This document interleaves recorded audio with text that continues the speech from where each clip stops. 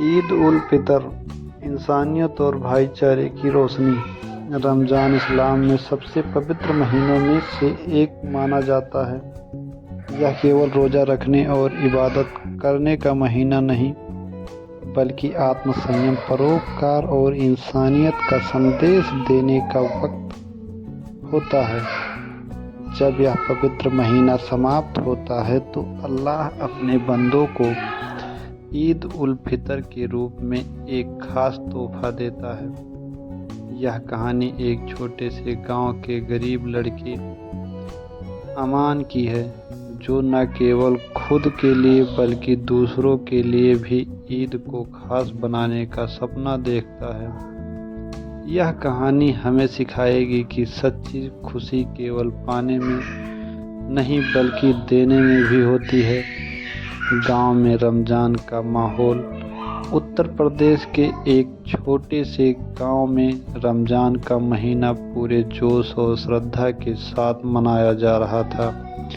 सुबह से ही मस्जिदों में अजान की गूंज सुनाई देती और शाम को इफ्तार के लिए हर घर में तैयारियां होती। गांव के बच्चे भी इस पवित्र महीने की अहमियत समझने लगे थे। अमान भी उन्हीं बच्चों से एक था। वह 10 साल का एक मासूम बच्चा था, जिसकी आंखों में बड़े सपने थे, लेकिन गरीबी ने उसके सपनों को पूरा करने की राह में मुश्किलें खड़ी कर दी थी। उसके अब्बू का कुछ साल पहले इंतकाल हो गया था और उनकी अम्मी लोगों के कपड़े सिलकर किसी तरह घर चलाती थी। अमान की मासूम ख्वाहिशें। रमज़ान के पूरे महीने अमान अपनी अम्मी के साथ रोज़ा रखता, नमाज पढ़ता और अल्लाह से दुआ करता कि इस बार की ईद कुछ खास हो। वह भी चाहता था कि उसकी माँ उसे नए कपड़े दिलाए, वह मिठाइयाँ खाए और अपने दोस्तों के साथ ईदगाह जाए। लेकिन उसकी माँ की माली हालत ऐसी नहीं थी कि वह उसकी ये ख्वाहिशें पूरी कर सके।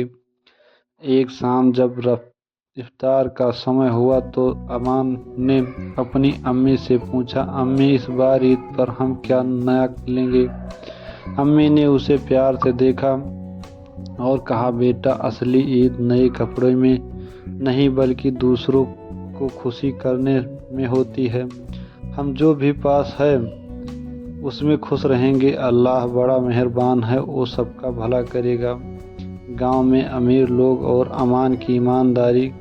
गांव में कई अमीर लोग भी रहते थे जो रमज़ान में गरीबों को मदद करते थे। उनमें से एक थे हाजी साहब, जो बहुत नेक दिली इंसान थे। वह रोज़ा खोलने के लिए गांव के गरीबों को खजूर और फल बांटते। एक दिन उन्होंने अमान को उदास देखा और पास बुलाकर पूछा, बेटा, क्या हुआ, ईद की खुशी नहीं है?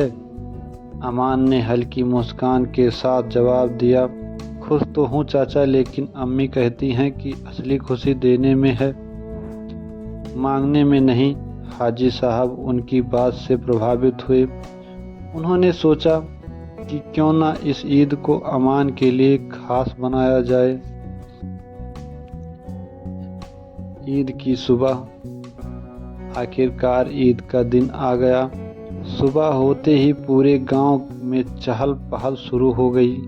लोग नए कपड़े पहनकर मस्जिद की ओर चल दिए। हर कोई खुश था, लेकिन अमान अभी भी वही पुराने कपड़े पहने हुए था।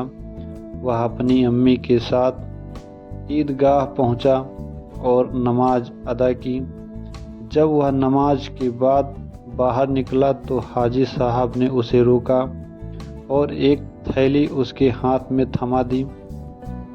जब अमान ने देखा तो उनमें नए कपड़े, मिठाइयाँ और कुछ पैसे थे।